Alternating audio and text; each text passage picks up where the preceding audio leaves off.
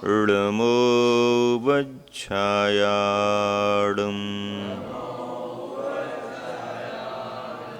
ऋडमो लोये सौविसाकूडम्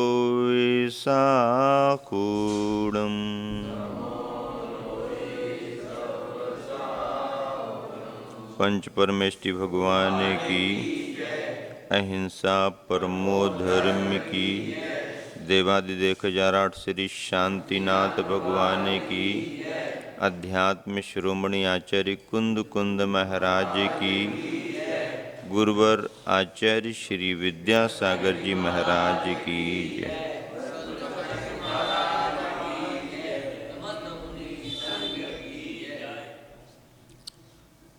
आचार्य शमंतभद्र महाराज ने मुनि के स्वरूप को बतलाते हुए ज्ञान ध्यान तपो रक्तः तपस्वी सा प्रशस्यते ऐसा लिखा है। आचार्य प्रवर गुरुवर विद्यासागर जी महाराज के जीवन में ये पंक्तियां मुनि जीवन में स्पष्ट घटित होती हैं। चाहे सर्दी का समय हो, गर्मी का समय हो या वर्षा का काल हो, ज्ञान ध्यान की चर्या में बाधा नहीं आती। बड़े बड़े समारोह भी क्यों न होते रहें, गुरुवर की समयबद्धता दिनचर्या की अपने आप में प्रसिद्ध है। ऐसे अनेक संदर्भ हैं जबकि देश के बड़े बड़े प्रतिनिधि, राष्ट्रनायक भी आए हों, उन्हें समय दिया, मार्गदर्शन दिया, पर अपने समय का ध्यान रख करके ही उनको दिया। उन्हें ज़्यादा ना मिल पाए वो उनके ऊपर है, लेकिन देंगे तो समय पर ही देंगे। ये पहला भाव गुरुवर का हमेशा रहा है।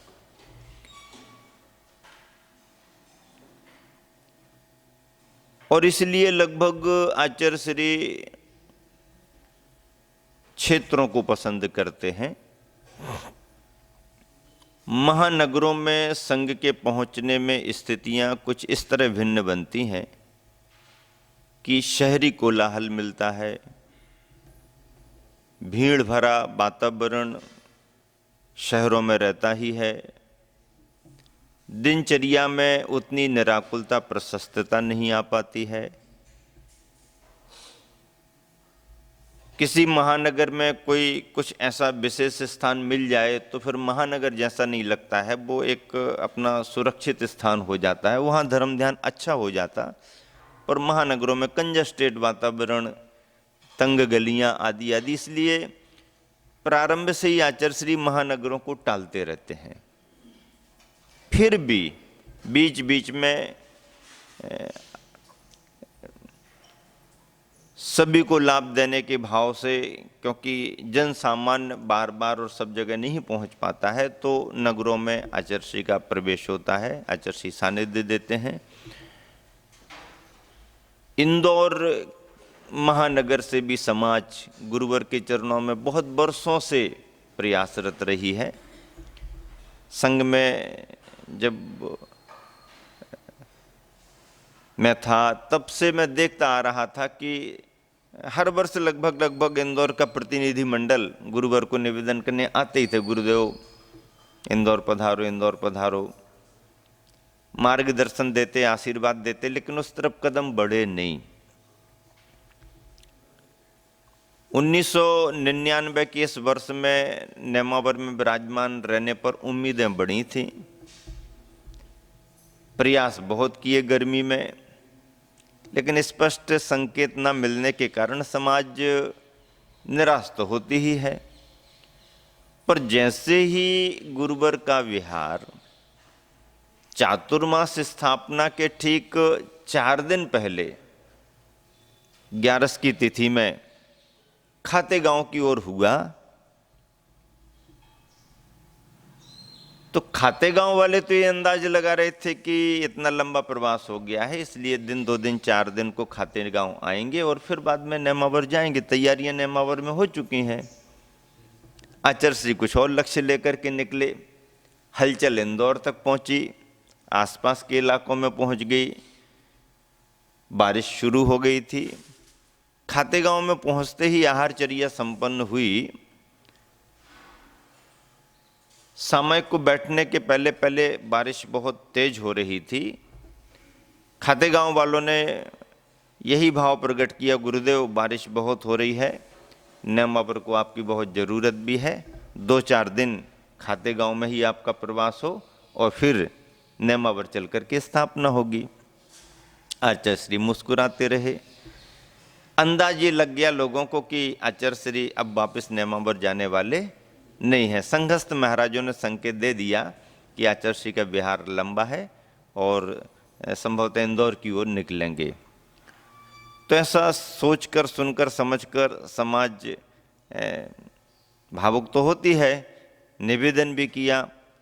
और आचार्य श्री जब सामयिक में बैठ रहे थे तो समाज बंधुओं ने कहा, आचार्य श्री बारिश बहुत हो रही है और ये हमारे गांव के पास ही बड़ा नाला है और बहुत जल्दी भर जाता है और अब आपका विहार नहीं हो पाएगा क्योंकि पुलिया पर पानी आ जाता है।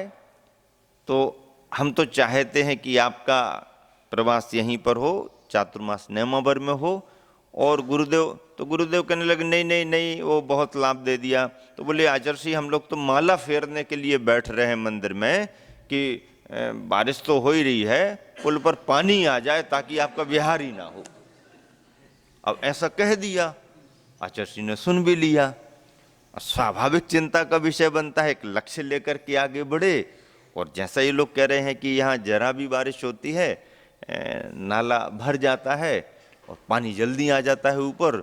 अभी तो सामयिक का समय है, 1 घंटा तो अभी लगेगा ही लगेगा, बारिश हो रही है और ऐसा ना हो जैसा ये बता रहे कहीं पुल पर पानी आ गया और आज विहार नहीं हो पाया तो दूरी बहुत है, फिर तो और मुश्किल होगी। अभी भी यदि करेंगे तो सुबह शाम बहुत लंबा करके ही इंदौर पहुंचना हो पाएगा। आचार्य श्री को स्वाभाविक चिंता जैसी हुई। आचार्य कहते नहीं नहीं ऐसा नहीं होगा, ऐसा अभी। तो बोले, आचार्य श्री यहाँ जल्दी हो जाता है। और बढ़ चढ़ करके बता दिया, वो थोड़ा ही पानी गिरता है भर जाता है, थोड़ा पानी गिरता है पुल पर पानी आ जाता है। आचार्य श्री हम तो माला फेर रहे हैं और हम तो चाहते हैं कि आपका विहार ना हो पाए। और आचार्य श्री के पास क्या उपाय? तो आचार्य श्री कहने लगे, भैया ठीक है, तुम लोग अपनी मंदिर में माला फेरो, हम भी अपनी सामयिक में माला फेर रहे हैं कि पुल पर पानी ना आए। हम सामयिक में माला फेर रहे हैं कि रास्ता खुला रहे। ऐसा करते हुए आचार्य श्री सामयिक में बैठ गए। सामयिक संपन्न हुई। संघ को संकेत मिल गया, आचार्य श्री दर्शन वंदना कर रहे हैं, विहार होने वाला है। और आचार्य श्री फटाफट बिना समय गंवाए, ये जानते हुए कि जरा भी विलंब हुआ और मौसम प्रकृति है, मान लो आ गया तो फिर रुकना ही होगा, ऐसा करके पहले से ही संकेतों के द्वारा पानी कितना ऊपर है, आचार्य श्री अब तो आने वाला है, भरने वाला है, ऐसा करने वाला, वैसा करने वाला। और बिल्कुल सत्य घटना है कि आचार्य श्री विहार कर रहे हैं और पानी ऊपर ही आता जा रहा। आचार्य श्री देख रहे हैं पानी ऊपर को आने लगा, ऊपर को, और जल्दी जल्दी संकेत, महाराज जल्दी निकलो, जल्दी आ रहा है पानी, ऐसा करके और जल्दी जल्दी निकल करके गए। जो लोग थोड़ा सा कम चल पा रहे थे, पीछे पीछे आ रहे थे, आचार्य श्री संघ सहित निकल गए, श्रावक निकल गए, पीछे आने वाले तो निकल ही नहीं पाए। आगे बढ़ गया संघ और आचार्य श्री बहुत खुश, प्रसन्न होकर के आगे बढ़ने लगे। और आजू बाजू जब खाते गांव वालों को देखा तो खाते गांव वाले निराश दिखे। वो कहने लगे, आचार्य श्री, अब आचार्य श्री क्या बोले? तो आचार्य श्री कहने लगे, हाँ प्रयास तो सबने किया, लेकिन बताओ माला किसकी काम आई? प्रयास तो सबने किया, लेकिन बताओ माला किसकी काम आई।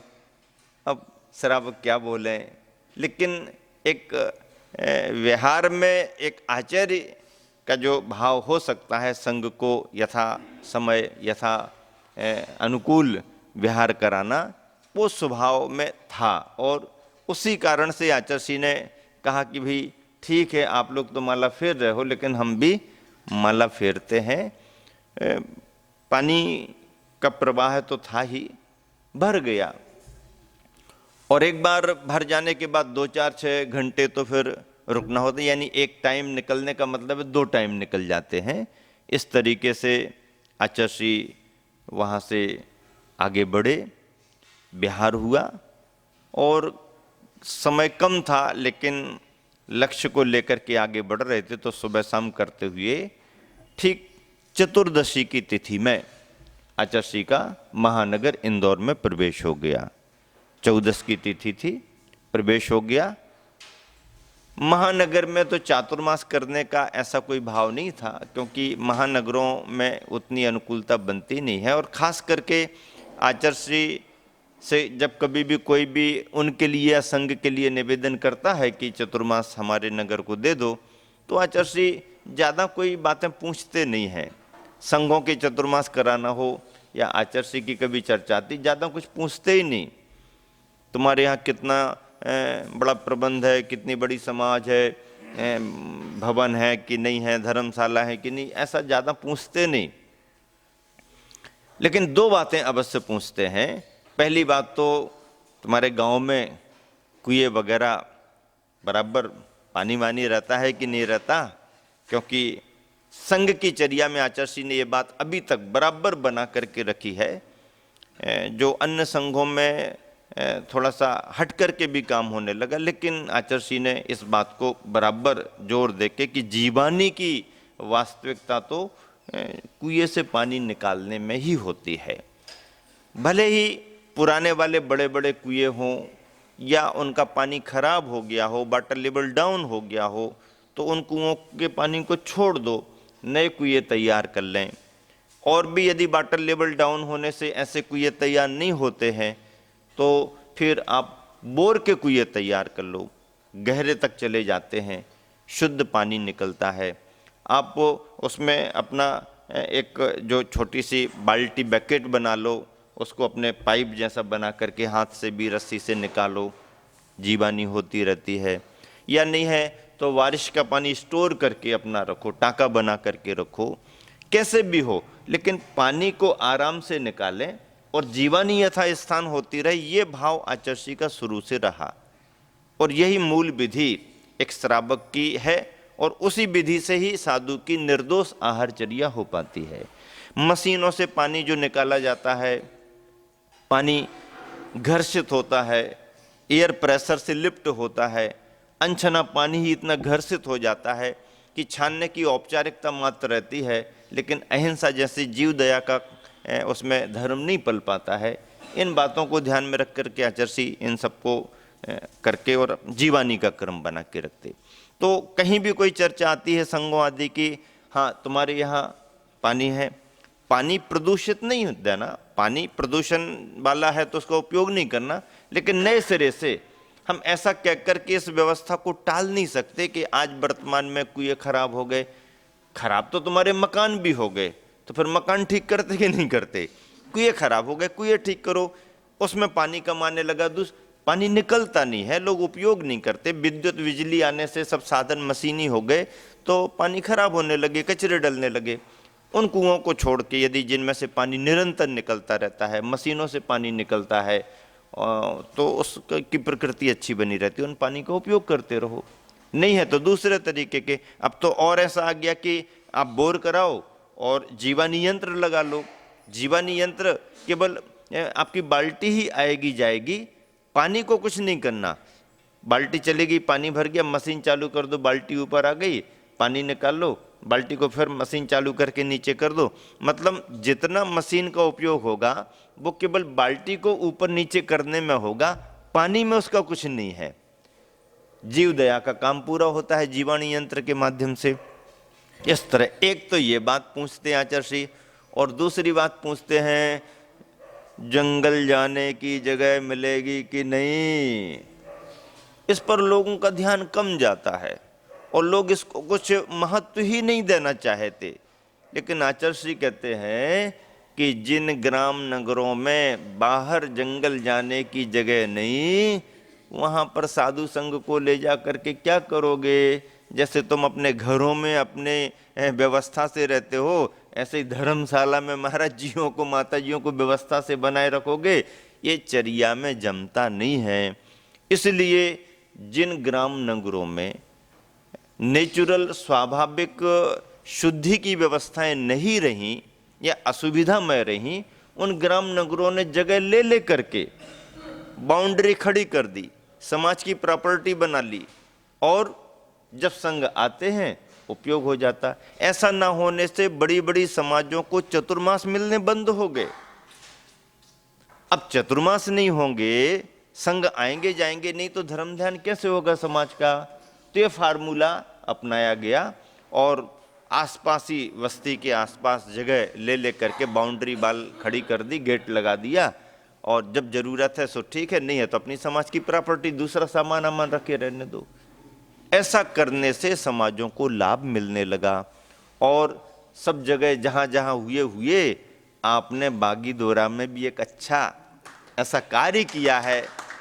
जिस व्यक्ति ने किया, जिस समाज ने किया, जिस समय हुआ, जिन त्यागी वृत्तियों ने प्रेरणा दे दी, जिन कार्यकर्ताओं के माध्यम से इतना बड़ा काम हुआ, वो वाकई में मुनि परंपरा के लिए एक बहुत बड़ा काम करने वाले माने जाएंगे। क्योंकि जंगल आदि की जगह की निर्दोषता होना एक बहुत आवश्यक माना जाता है। इमरजेंसी जगह तो छोटी मोटी बना लेते कहीं भी, लेकिन स्वतंत्रता से दिन भर में एक आध बार तो आना जाना होना ही चाहिए, और न बहुत दूर न बहुत निकट, एकदम निराकुल एकांत स्थान जैसा मिल जाए तो संघ की निराकुल अपनी चर्या होती रहती है। आहार की निर्दोषता और जंगल में प्रतिष्ठापन समिति की निर्दोषता हो जाए तो बाकी धर्मशाला और मंदिर में बैठ करके भी पूरी चर्या अपनी निर्दोष बनाई जा सकती है। और इस पर जोर देते हुए आचार्य ने पूछताछ कर ली महानगर इंदौर वालों से, चतुर्मास तो कराने की भावना रख रहे हो, चतुर्मास कहाँ करेंगे? तो आचार्य श्री को लोगों ने कहा, आचार्य श्री इतना बड़ा गोमटगिरी क्षेत्र बना हुआ है, संघ की खूब अच्छे से चर्या हो जाएगी। आचार्य श्री गोमटगिरी का लक्ष्य बना करके आगे बढ़े और चतुर्दशी को प्रवेश करके महानगर में उत्साह का वातावरण शहरों में रहता है। समाज में बहुत प्रसन्नता की लहर थी। त्यागी वृत्ति अपनी जगह बहुत प्रसन्न थे, समाज श्रेष्ठी अपनी जगह, कार्यकर्ता अपनी जगह, विद्वान अपनी जगह, सामान्य जन अपनी जगह, जैन अपनी जगह, जैनेतर बंधु जो नाम से परिचित थे वो अपनी जगह, सभी के मन में प्रसन्नता थी। और पूर्णिमा की तिथि में आचार्य ने जाकर के अपना उपवास वगैरह करते हुए चातुर्मास स्थापना संपन्न कर ली। समय सार ग्रंथ का स्वाध्याय भी एक अच्छे तरीके से वहाँ पर सभी के लिए संपन्न कराया गया। और आहारचर्या के लिए तो गोमटगिरी में जब ऊपर से निकल करके नीचे को महाराज जी वगैरह आते हैं, एक एक करके आते थे, तो मैं तो नहीं था चतुर्मास में, लेकिन जैसा लोग दृश्य बताते हैं कि इतना मनोहारी प्रभावनामय आकर्षक दृश्य लगता कि एक एक महाराज जी अपने चले आ रहे हैं और पड़गाहन वगैरह होता है आदि। इस तरह से संघ की चर्या बहुत अच्छे से चलती रही। संघ की चर्या क्षेत्रों पर सहज हो जाती है। शहर के लोग आकर के लाभ भी ले लेते हैं और जल्दी अपने घर वापस भी चले जाते हैं। बहुत दूर क्षेत्र होने पर आवागमन में समय लगता है तो फिर वो अलग व्यवस्था होती है, लेकिन शहर के निकट ही कोई क्षेत्र हो तो फिर आने जाने में समय लगता नहीं और चर्या भी निराकुल होती रहती है। इसीलिए आचार्य श्री ने प्रारंभ से ही नगर के निकट के क्षेत्रों को अपनी चर्या के लिए चुना, और फिर निर्जन एकांत जंगलों में भी क्षेत्र रहे तो फिर आचार्य श्री वहाँ भी रहे, आने वाले तो वहाँ भी आकर के अपना लाभ लेते रहे। ऐसा करके पंडित रतनचंद जी अपने उदासीन आश्रम वाले पंडित जी बहुत अनुभवी हैं, बहुत स्वाध्यायी हैं, बहुत लंबा समय उन्होंने जिनवानी की सेवा में दिया है। आचार्य से बहुत अच्छे परिचित रहे। उनकी भी बहुत भावना थी कि आचार्य लंबा समय हम लोगों को मिले। और आश्रम के सभी त्यागी व्रती, 2-2 आश्रम वहाँ पर हैं। समाज में उस समय अच्छी भूमिका जिनकी रहती थी, बाबूलाल जी पाटोदी, उन्होंने अपना नेतृत्व बहुत किया है समाज में, वो भी रहे। और उन्हीं के साथ में सुंदरलाल जी बिड़ी वाले वगैरह जो इंदौर में रहने लगे सभी लोग, ऐसा करके मनावर वाला परिवार भी, दोषी परिवार भी उस समय सक्रिय, अशोक दोषी वगैरह बहुत आचार्य के प्रति लगाव रखते थे, अभी भी सभी लोग रखते हैं। संजय मैक्स वगैरह आचार्य के निर्देशन में काम करे। ऐसे कार्यकर्ताओं की बड़ी टीम है वहाँ पर, और सभी ने बहुत उत्साह से आचार्य के चातुर्मास की व्यवस्थाएं, तैयारियां कराई। स्थापना होकर के पर्वराज पर्यूषण का अपने आप में बड़ा महत्व होता है, और ऐसे पर्वराज पर्यूषण में सभी तरफ से लोग आते हैं। पर्वराज पर्यूषण में लोगों के आने के क्रम में जो हमेशा ही लगभग स्थायी रूप से लाभ लेते रहते हैं और साल में और भी अन्य समयों में रहते हैं, तो रतनलाल जी बेनाडा अपने आप में स्वाध्याय वगैरह में अपनी पहचान बनाए हुए हैं। पर्यूषण में तो उनका अपना आचार्य के पास में समय बीतता ही है। स्वाध्याय में रुचि लेते हैं, तत्वार्थ सूत्र की व्याख्याओं में नई नई व्याख्याओं पर रुचि लेते हैं, और फिर सैकड़ों लोगों का ग्रुप एक ऐसा बन गया है जो हर साल पर्यूषण में विद्वता की दृष्टि से वहाँ पर रहते ही हैं, 20 साल से लाभ लेते आ रहे हैं। तो उनका भी अपना स्वाध्याय और आचार्य के चिंतन चर्चाओं से वो परिचित रहे हैं। तो ऐसा करके अब स्वयं अशोक जी पाटनी, आर.के. मार्बल वाले, अब इतना सब करने के बाद भी 10 दिन तक बिल्कुल फ्री होकर के अपना स्वाध्याय, धर्म ध्यान करना, आचार्य के पास रहना। प्रभात जी मुंबई वगैरह, ठीक है, बड़े बड़े व्यापार अपनी जगह हैं, लेकिन धर्म के क्षेत्र में नियम संयम लेते हुए फिर आचार्य के पास में पर्यूषण जैसे समय में रहना और अपनी दिनचर्या भी बनाना। सभी लोग हैं, कोयला वाला परिवार भी रहता। बाबूलाल जी पहाड़े जब तक हम संग में रहे, हर वर्ष खूब आते थे, खूब लंबे समय तक लाभ लेते थे। और भी ऐसे सभी लोग जो एक अच्छा स्वाध्याय का लाभ लेना चाहते थे, आते थे। देश के सभी प्रदेशों से आते थे। बागड़ की समाज तो समझो कि बहुत पहले से ही आचार्य के पास जाती रही है। यहाँ से भी लोगों ने अपनी अच्छी पहचान बनाई। उसी का परिणाम तो आप लोगों को चतुर्मासों के रूप में मिलता रहता है, और आना जाना आप लोगों का लगा हुआ रहता है। आचार्य की कृपा भी इस बागड़ प्रांत को राजस्थान में, समूचे राजस्थान में भी है। तो पर्वराज पर्यूषण की वो प्रभावना जो लोग बताते हैं कि इंदौर के नगरवासियों ने जो धर्म लाभ लिया बड़े रूप में, अच्छे तरीके से, प्रवचनों के माध्यम से, स्वाध्याय के माध्यम से, वो अविस्मरणीय रहा। पूरा चतुर्मास अविस्मरणीय रहा। 2 अक्टूबर का अहिंसा का कार्यक्रम जीव दया को लेकर के, कत्ल खानों के विरुद्ध और मांस निर्यात नीति के विरुद्ध एक बहुत बड़े रूप में श्वेतांबर दिगंबर समुदाय ने मिलकर के आयोजन किया था, और आचार्य का उसमें मुख्य प्रवचन विशेष रूप से हुआ था। इंदौर में एक बहुत ऐतिहासिक वो अवसर रहा था।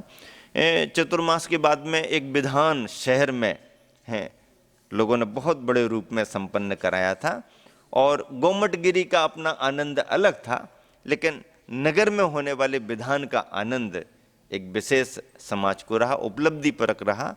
और वहाँ की समाज ने एक बहुत अच्छा भाव भी प्रकट किया कि जो भी इस संपूर्ण आयोजन से बचत राशि आदि होगी वो नियमावर सिद्ध क्षेत्र को प्रदान की जाएगी। समाज यदि कोई ऐसा निर्णय ले और कार्यकर्ता इस कार्य को उत्सुक हों तो आचार्य तो आशीर्वाद देते ही देते हैं कि अच्छे से अच्छे उद्देश्य में अपना द्रव्य लगना चाहिए, और क्षेत्र भी समाज के ही तो होते हैं।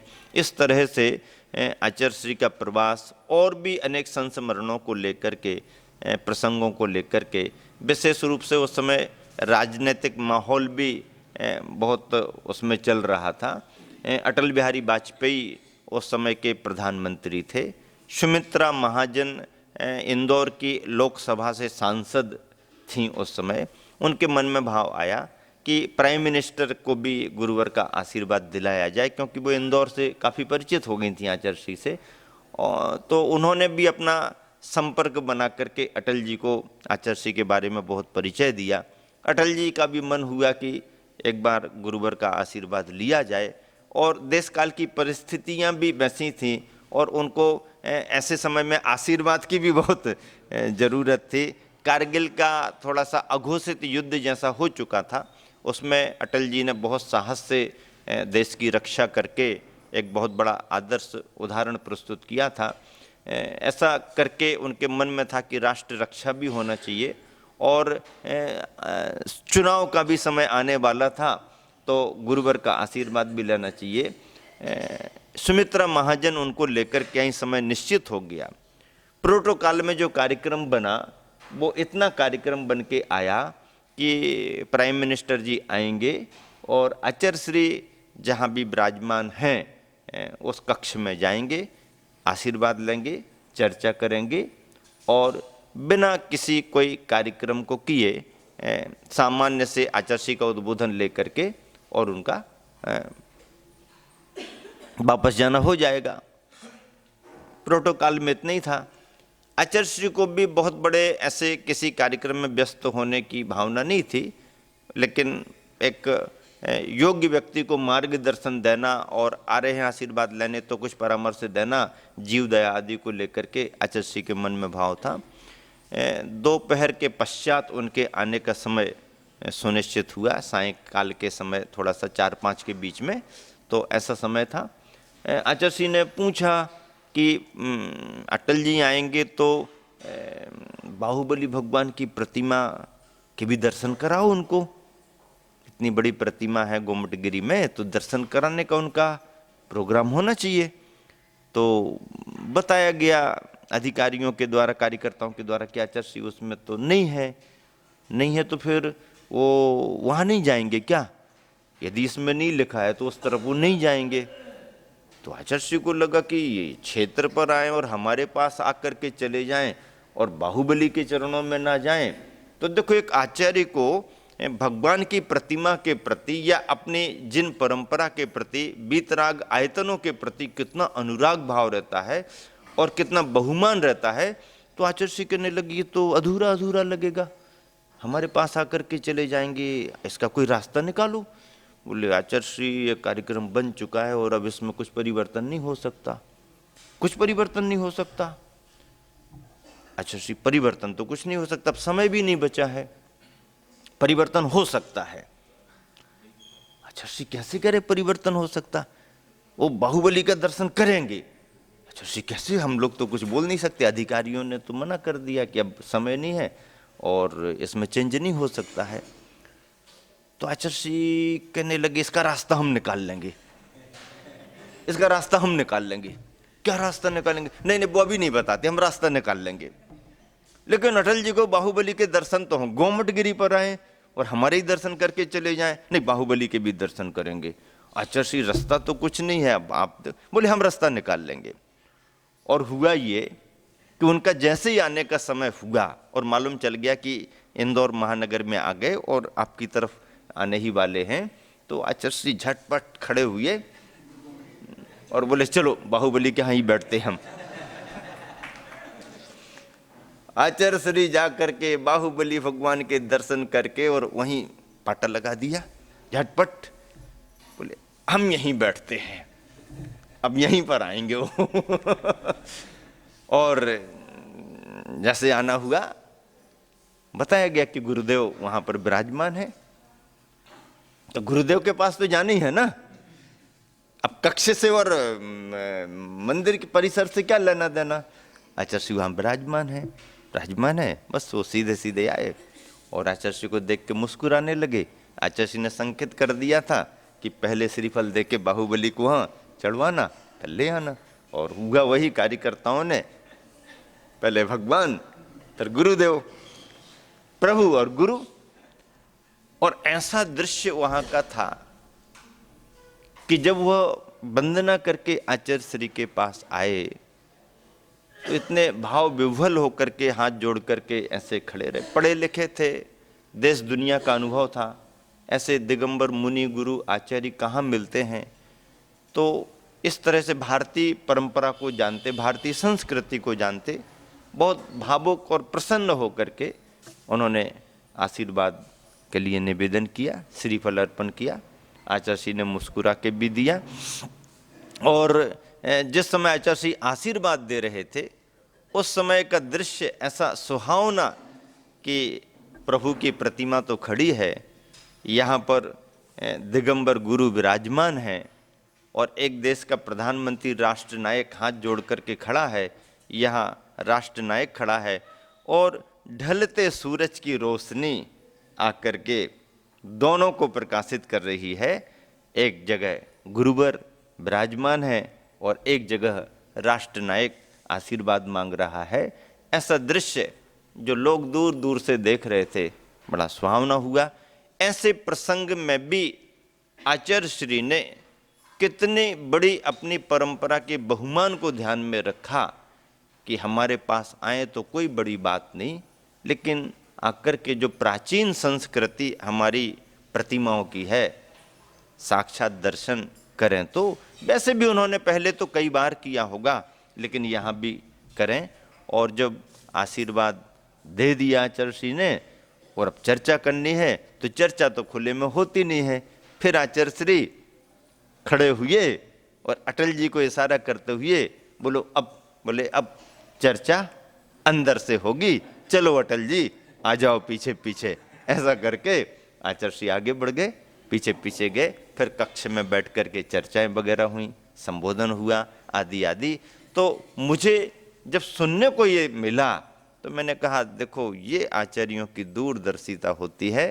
और इसीलिए तो आचार्यों में विशेष आचार्य के रूप में आचार्य श्री गुरुवर विद्यासागर का नाम बड़ी श्रद्धा से दिया जाता है। आचार्य श्री का बिहार विभिन्न प्रभावना के कार्यों को संपन्न करते हुए पुनः नेमावर के लिए हो गया। शीतकालीन प्रवास नेमावर में हुआ। 1999 का दिसंबर का महीना निकल जाने से फिर 2000 सन की शुरुआत हो गई।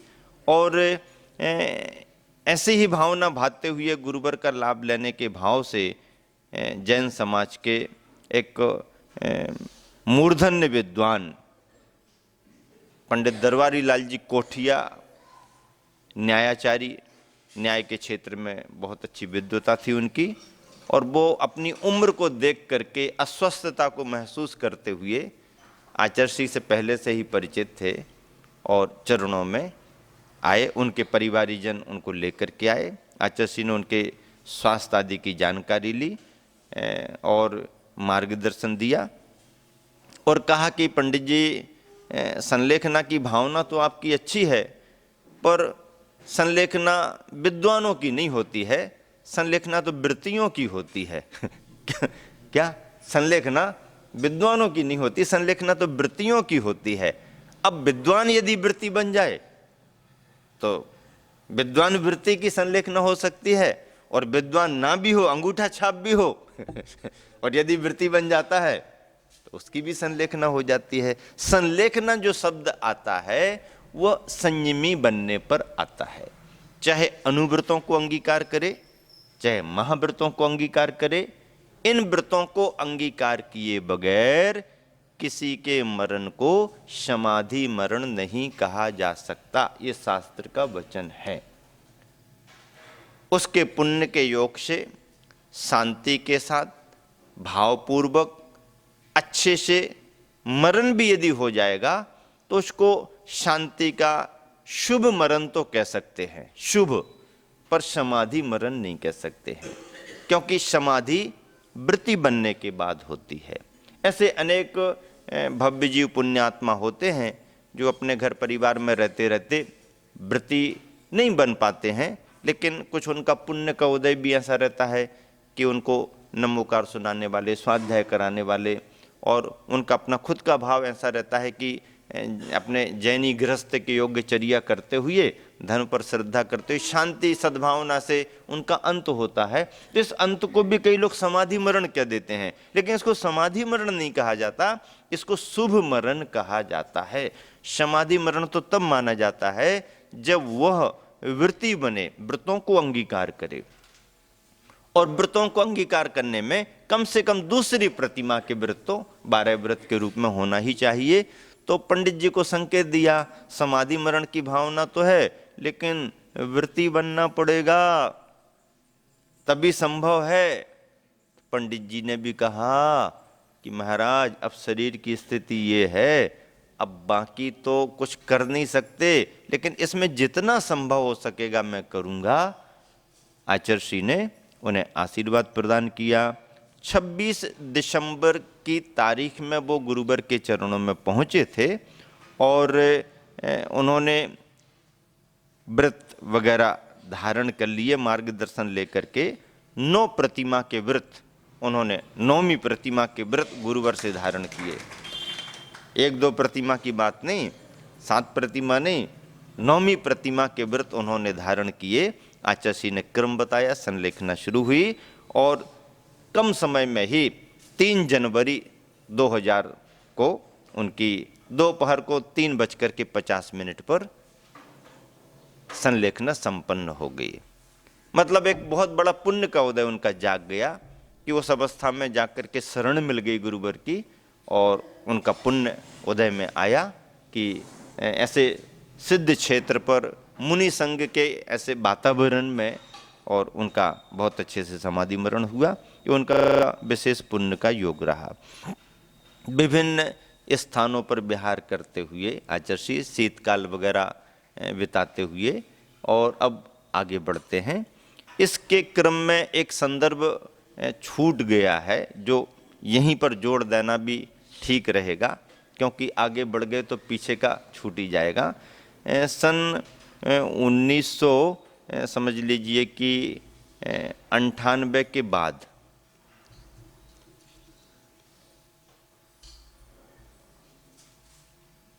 नहीं 97 के बाद 98 में, यानी 11 फरवरी 1998 की बात है। अभी तो अपन बहुत आगे बढ़ गए हैं, लेकिन ये 11 फरवरी 1998 की बात है।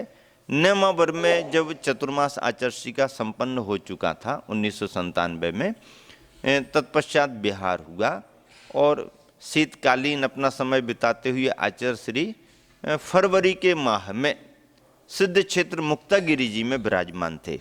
कहाँ पर विराजमान थे? सिद्ध क्षेत्र मुक्तागिरी में विराजमान हुए। लगभग वो प्रवास महीने 1.5 महीने का ही रहा, लेकिन एक बहुत अच्छा प्रवास रहा। आचार्य को मुक्तागिरी क्षेत्र भी बहुत पसंद है, कई बार उनका वहाँ जाना हुआ। एक तो चरिया की निराकुलता, प्रशस्त वातावरण, एकदम चारों तरफ से पहाड़ी का भाग, अंदर अंदर मंदिर, प्राचीन मंदिर, 3.5 करोड़ मुनि राजों की निर्वाण स्थली आदि आदि के कारण। तो ऐसी मुक्तागिरी में, मुक्तागिरी के संदर्भ आपको सुनने को बहुत मिले। एक तो रत्तीबाई जी जो संघ में थीं, उनकी समाधि का संदर्भ भी वहीं बना। उन्होंने छुल्लिका दीक्षा ली और आत्मश्री माता जी करके उनका नाम रखा गया, और छुल्लिका अवस्था में उनकी समाधि भी मुक्तागिरी में हुई। यहाँ की बागड़ की जो आपकी जानी पहचानी दरखा बाई जी सागबाड़ा आश्रम की रहीं। इन्होंने आश्रम के लिए बहुत सहयोग दिया, ब्राह्मी आश्रम के लिए। और जनवरी जब 1993 में जबलपुर का पंचकल्याणक संपन्न हो रहा था नंदीश्वर द्वीप का, तब उसके पहले ही पंचकल्याणक के पहले इन्होंने भी 10 प्रतिमा के व्रत आदि लेकर के, और फिर तो छुल्लिका दीक्षा के रूप में समाधिमती नाम प्राप्त किया और छुल्लिका बन करके संलेखना संपन्न की। ये ऐसे प्रसंग कभी विस्मृत भी हो जाते हैं और कभी याद आ जाते हैं, तो उनको जोड़ देना भी जरूरी लगता है। इस बार जब 1998 के फरवरी में आचार्य का प्रवास हुआ मुक्तागिरी में, तो संघ की साधनाएं चलती रहीं, और संघ में जो एलक जी वगैरह थे उनके दीक्षा का प्रसंग बन गया। और अभय सागर जी महाराज बहुत पुराने दीक्षित थे। एलक दीक्षा उनकी हमारे साथ हुई थी, इसलिए बता देना बहुत जरूरी है। एलक दीक्षा उनकी हमारे साथ 10 फरवरी 1983 को हुई थी। 10 फरवरी 1983 को जो 7 एलक दीक्षाएं शिखर जी में हुई थी, उसमें अभय सागर जी भी थे। तब से उनका क्रम आगे बढ़ते बढ़ते अब योग वाली बात है कि दीक्षा का योग नहीं बन पाया, लेकिन जब पुण्य का उदय आया तो सिद्ध क्षेत्र मुक्तागिरी में उनकी दीक्षा का योग बना। और मुक्तागिरी का वो सन 1998 83 से लेकर के 98 तक की वो उनकी यात्रा। लेकिन अभय सागर जी अपने आप में एक बहुत स्वाध्यायी और जानकारी हासिल करने वाले महाराज जियों में से हैं। हम लोग तो उनको ऐसा कहते हैं कि हंसी हंसी में, अरे महाराज जी तुम क्या करते रहते हो, कहाँ कहाँ से निकालते रहते हो, छानबीन खोजबीन यहाँ वहाँ की जानकारी सब और तथ्यात्मक जानकारी जो आवश्यक होती हैं निकालते रहते, उनकी रुचि भी है। उनके पिताजी स्वयं मतलब इस तरीके के क्षेत्र की सेवा करते करते बहुत जानकारियाँ रखते हैं। उनके भाई स्वयं पत्रकार हैं, तो स्वभाव में आता ही है। तो हम तो उनको कभी कभी महाराज जी आप तो चलते फिरते मंत्रालय जैसे लगते हो हैं, इतनी जानकारियाँ कहाँ से निकालते हो। और सहज हैं, सरल है, संघ के प्रति स्नेही बहुत हैं। आचार्य श्री की मूक माटी पर बहुत उन्होंने मेहनत करके काफ़ी शोध प्रबंध वगैरह कराए, तो हम लोगों को भी बहुत खुशी होती है। और हम लोगों की टीम के थे, तो टीम के रहने से स्नेह भाव स्वाभाविक होता है। जब वो ब्रह्मचारी बने तब मैं ब्रह्मचारी था, तो ब्रह्मचारी में भी बहुत अच्छा रहा। और जब वो एलक बने तो एलक अवस्था में भी हम लोग साथ रहे, उठना बैठना बातचीत करना, एक दूसरे स्वाध्याय की चर्चा करना बहुत अच्छा था। तो और फिर समझ लीजिए कि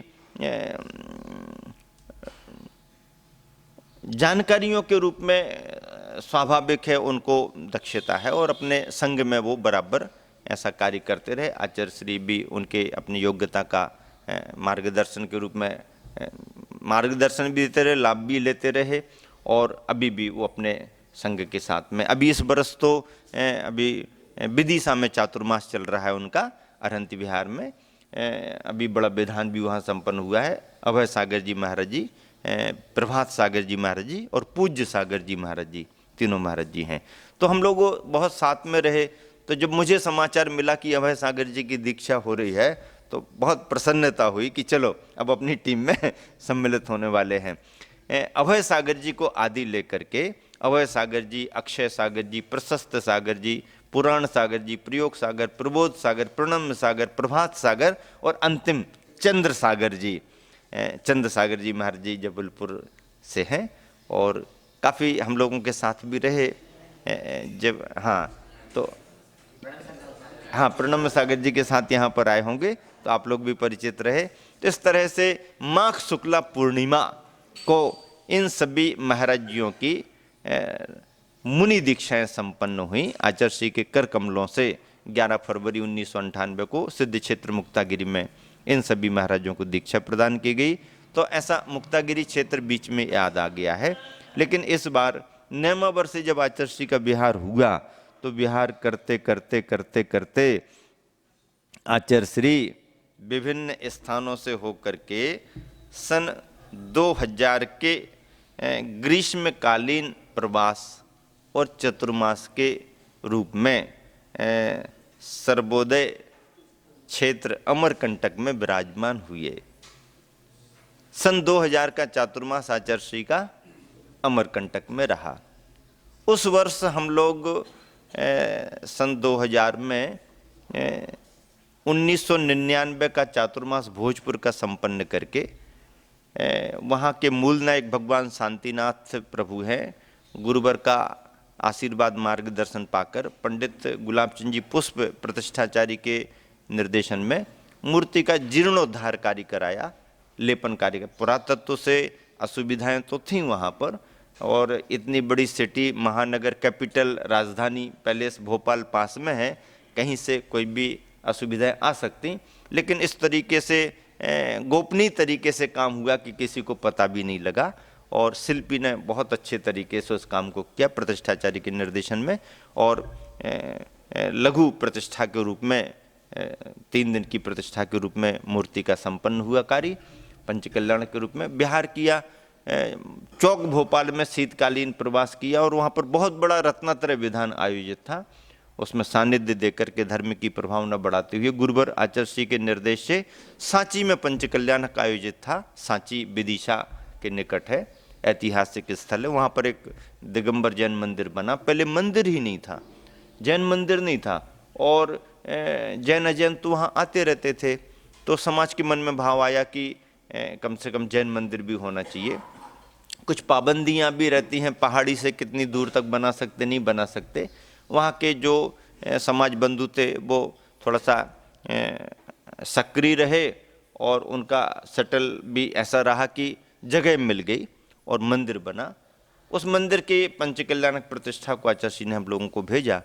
पुष्प जी के सानिध्य में, प्रतिष्ठाचार्यत्व में हम लोगों ने बहुत अच्छी प्रभावना से पंचकल्याणक संपन्न कराया, और विदिशा के लिए प्रवास हुआ। ग्रीष्मकाल हम लोगों का विदिशा में बीता। उस समय एक स्थिति ये बनी कि कुंडलपुर के समोसरण मंदिर की प्रतिमाओं को प्रतिष्ठा कराने के लिए संतोष सिंगई जी, जो सिद्ध क्षेत्र कुंडलपुर कमेटी के अध्यक्ष हैं, वो प्रतिमाएं लेकर के आए। उन्हें मालूम चला कि पंचकल्याणक संपन्न हो रहा है सांची में, तो इन प्रतिमाओं की प्रतिष्ठा करा ले, ऐसे भाव से वो आए। लेकिन प्रतिमाएं जब आईं तो हम लोगों ने कहा पंडित जी को दिखा दो, हम लोग भी देख लेते हैं। तो कुछ त्रुटियां उसमें रह गईं, और पंडित जी ने प्रतिमाओं की प्रतिष्ठा कैंसिल कर दी। बोले देखो भैया, प्रतिष्ठा तो कर दूंगा लेकिन निर्दोष नहीं है, इसलिए आप इस चीज़ को टाल दो। सिद्ध क्षेत्र पर प्रतिमाएं विराजमान होंगी, मैं इसे मतलब उचित नहीं मानता, ऐसा उन्होंने कहा। हम लोगों ने गुरुवर से मार्गदर्शन दिया, गुरुवर ऐसी स्थिति है प्रतिमाओं में। आचार्य ने कहा नहीं नहीं, छोड़ दो उसको, ऐसे अपन को नहीं करना, फिर बाद में कभी देख लेंगे। आचार्य का मार्गदर्शन मिल गया कि बाद में कभी देख लेंगे। तो संतोष सिंह को निराशा तो बहुत हुई। वो चाह रहे थे कि कुछ ऐसा प्रतिष्ठा वगैरह करा के और कोई एक कार्यक्रम ऐसा बना लेंगे, आचार्य को निवेदन करेंगे कि आचार्य कुंडलपुर पधारो आदि आदि। तो निराशा बहुत लगी संतोष सिंह को। हम लोगों ने कहा संतोष देखो ऐसा है कि जल्दबाजी करना ठीक नहीं, और आचार्य से मार्गदर्शन ले लिया है, कुछ अच्छा होने वाला होगा, इसलिए प्रतिमा कैंसिल हुई है। प्रतिमा की प्रतिष्ठा ऐसे कैंसिल नहीं होना थी, कुछ और अच्छा होना होगा, इसलिए हुआ। तो अब क्या करें महाराज? हम लोगों ने कहा देखो, यहाँ प्रतिमाओं की प्रतिष्ठा कैंसिल हो गई, हो जाने दो, आप अच्छी प्रतिमा लेकर के आओ निर्दोष, और ऐसा करें अपन यहीं से प्लान बनाओ कि अब ये पंचकल्याण कुंडलपुर में ही हो, ऐसी भूमिका तैयार करो और आचार्य को निवेदन करो। बस प्रतिमाओं की यहाँ प्रतिष्ठा नहीं हो पाई, कोई बात नहीं, चिंता मत करो, लेकिन अब प्रतिमाओं की प्रतिष्ठा कराने की भूमिका आप कुंडलपुर में ही बनाओ। उनको भी एक आइडिया मिल गया। बोले महाराज जी ये बहुत अच्छा तरीका है आचार्य श्री को आमंत्रित करने का। और हम लोगों का प्रवास विदिशा हुआ। संतोष सिंह के मन में भाव आ गया कि ये एक अच्छा तरीका। उन्होंने जाकर के कमेटी में चर्चा की, और कमेटी ने बहुत खुशी खुशी इस बात को स्वीकार कर लिया कि एक अपने लिए अच्छा अवसर है आचार्य श्री को लाने का और अपने क्षेत्र की प्रभावना करने का।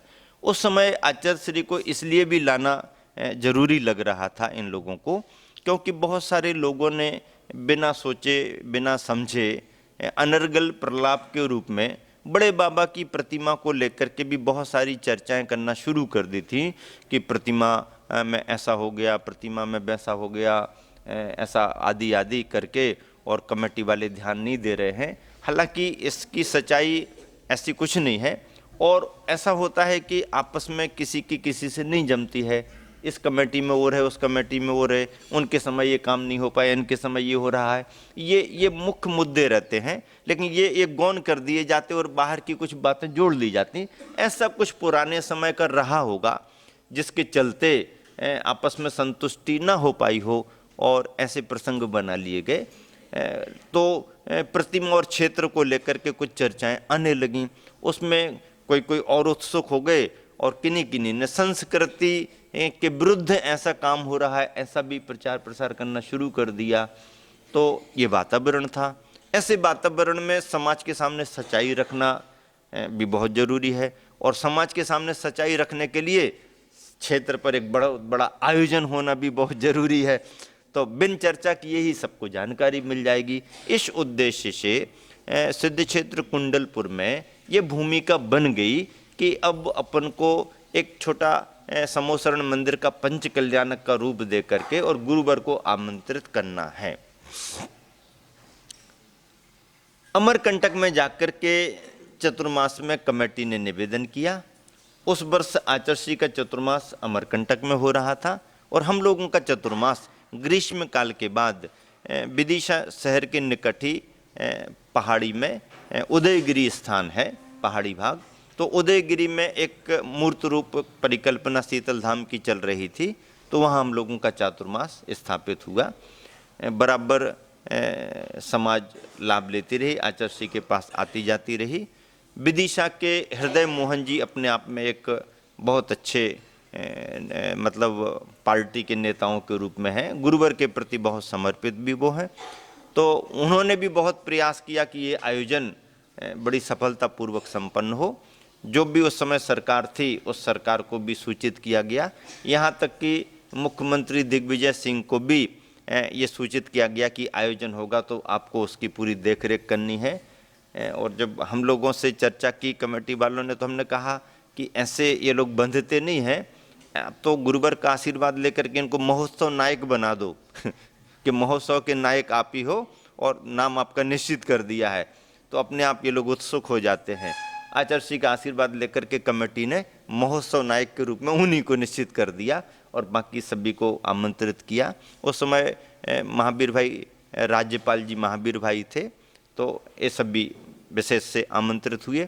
आचर्षि के पास जब कमेटी ने निवेदन रखा कुंडलपुर के कार्यक्रम को लेकर के, तो आचर्षि ने भी मतलब एक प्रसन्नता का भाव प्रकट करते हुए सहर्ष स्वीकृति प्रदान कर दी कि ठीक है, क्षेत्र के हित में है और कमेटी अपना काम करे।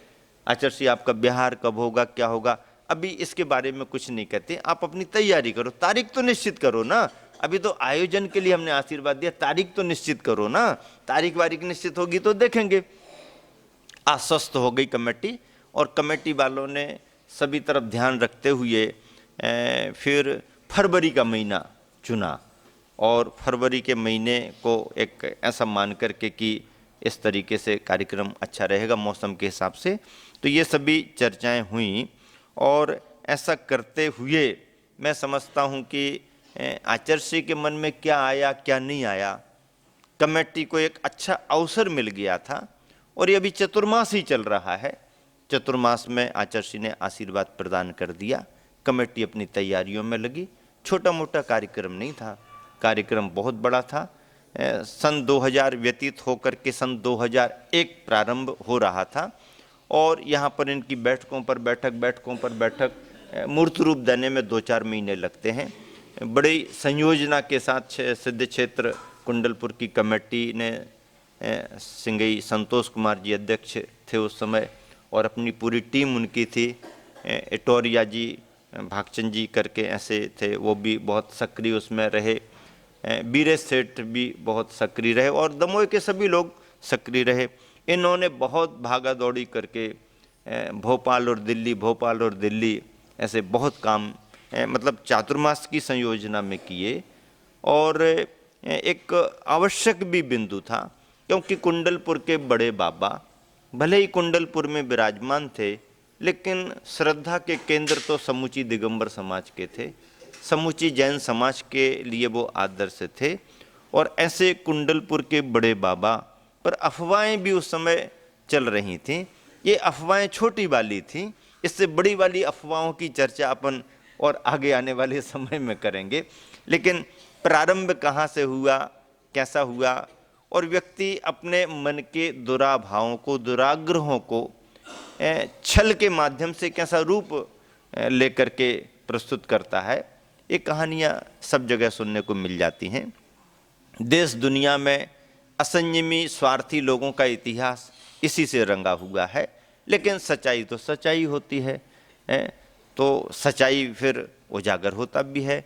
और बहुत प्रयास करके एक अच्छा साहित्य तैयार किया गया और उस साहित्य के माध्यम से लोगों को सही जानकारियां हों, ये प्रयास किया गया। गुरुवर आचार्यश्री का अपना जीवन अपने लिए तो है ही, अपनी साधना के लिए तो है ही, लेकिन साहित्य के लिए भी है, समाज के लिए भी है, संघ के लिए भी है और संस्कृति के लिए भी है। जब जब भी बारीकी से विचार किया जाता है और आचार्य श्री के व्यक्तित्व को देखा जाता है, तो आचार्य श्री जितने अपने आप में साधना में अंतर्मुखी स्वभाव को लेकर के हैं, जगत कल्याण के रूप में, समाज संरक्षण, क्षेत्र संरक्षण के रूप में जब व्यवहार में आते हैं तो उतने बहिर्मुखी भी दिखाई देते हैं। और उनका दूरदर्शी सोच आज एक बहुत बड़ा इतिहास बनता जा रहा है। आचार्य श्री से जब कभी भी चर्चा करो निर्माण कार्य आदि की लेकर के, तो आचार्य श्री कहते हैं जहाँ जैसी अनुकूलता वैसा काम कर लो, लेकिन कम से कम मंदिरों में इस बात का ध्यान रखें कि सीमेंट और बाकी काम भले ही आगे पीछे लोहे का कर लो, पर मूल गर्भगृह वेदियों आदि में तो लोहे का काम होना ही नहीं चाहिए। और समूचे मंदिर में भी स्टील ना लगे तो और ही अच्छी बात है। बहुत प्रेरणा दे रहे हैं। और आचार्य श्री की कृपा से आज दिगंबर जैन समाज में ऐसे ऐसे धर्मायतन, ऐसे ऐसे मंदिर बनते जा रहे हैं कि हजारों साल के लिए किसी को कुछ करने की जरूरत नहीं, देखने की भी जरूरत नहीं। ऐसी भव्यतम रचनाएं हो रही हैं। तो आचार्य श्री का सोच हमेशा क्षेत्रों के प्रति ऐसा रहा। आचार्य श्री कहते हैं तुरंत के तुरंत जल्दी जल्दी में अपन तैयार कर देते हैं, डिजाइन अच्छी दिख जाती है, जल्दी जल्दी समारोह हो जाते हैं, लेकिन इनकी लाइफ 100 बरस से ज़्यादा की नहीं है। आरसीसी वर्क जितना भी है अच्छा मजबूती से भी किया जाए तो 100 बरस में, 70-80 साल में, 60 साल में रिपेयरिंग। और आजकल तो यहाँ बनता जा रहा है और वहाँ पर रिपेयरिंग शुरू होने लगती है। तो बोले फिर ये निर्माण कार्य बार बार तो होते नहीं है, इसलिए विलंब से हो जाए तो ठीक है, कम हो जाए तो भी ठीक है, लेकिन हो तो एक बहुत अच्छा हो। लेकिन हर जगह ऐसा संभव नहीं हो पाता, क्योंकि इसमें अर्थ साध्य भी काम होता है, समय भी बहुत लगता है, और लोगों को इतना धैर्य भी नहीं होता है कि इतना लंबा समय लग जाए। अब आजकल तो मेडिसिन का ज़माना है कि यहाँ सिर दर्द हुआ और यहाँ पर इंजेक्शन लगाओ जल्दी ठीक हो जाए। यहाँ तो ताज़ी ताज़ी सब्जियाँ चाहिए हैं, शाम को लौकी इतनी छोटी सी और इंजेक्शन लगा और सुबह इतनी बड़ी आ गई। हर काम में फास्ट रेडीमेड, फास्ट रेडीमेड। तो ऐसे जीवन को जीने वाले लोग इतना कहाँ सब्र रख पा रहे हैं कि हम शुरुआत करें और 10-20 साल तक काम पूरा हो। अरे 10-20 साल लग जाएं तो लग जाएं, लेकिन लगे 10-20 साल ही, पर हजारों बरस के लिए इतिहास बन जाता है। हजारों बरस के लिए इतिहास बन जाता है।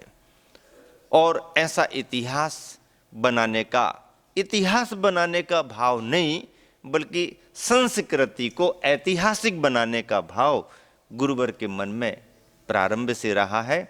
उसी का परिणाम कि हम सभी सौभाग्यशाली हैं कि इतनी सुंदर सुंदर, मजबूत, अच्छे से अच्छी रचनाएं हम सबको देखने को मिलती जा रही हैं। और आचार्य श्री की कृपा से, उनके योगदान से, उनकी पुण्य प्रभावना से जो काम समाज सैकड़ों वर्षों में भी पूरा नहीं कर सकती थी, देखते देखते हो रहा है। कुंडलपुर एक जीता जागता उदाहरण हम सबके सामने है। तो आचार्य श्री ने जब भी अपना सुझाव दिया, विचार दिया, जहाँ पर छोटी समाज हो, छोटी परिस्थिति हो, आर्थिक सोर्स कम हो, स्रोत कम हो, तो वहाँ छोटा काम भी कर ले, तो आचार्य श्री कभी कुछ ऐसा निषेध नहीं करते हैं।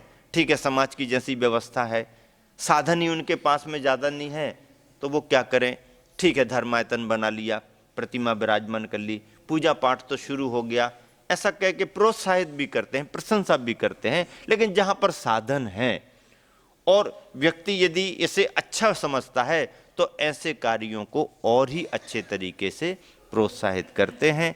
ऐसी चर्चा करते करते तुम्हारा बागीधोरा का मंदिर भी ठीक ठाक दिखाई दे रहा है। लोग बहुत खुश होते हैं, प्रसन्न होते हैं कि इतने अच्छे तरीके से समाज ने कैसे मंदिर तैयार किया। प्रभावना बढ़ती है, प्रसन्नता होती है। जहाँ शुद्धता दिखाई देती है, जहाँ बीतरागता दिखाई देती है, तो वहाँ पर प्रसन्नता होती ही होती है, क्योंकि हमारा मूल तत्व तो प्रशांत रूपाय दिगंबराय देवादिदेवाय नमो जिनाय, और फिर कुंडलपुर के बड़े बाबा की प्रतिमा 1500 वर्ष पुरानी। कितने वर्ष पुरानी?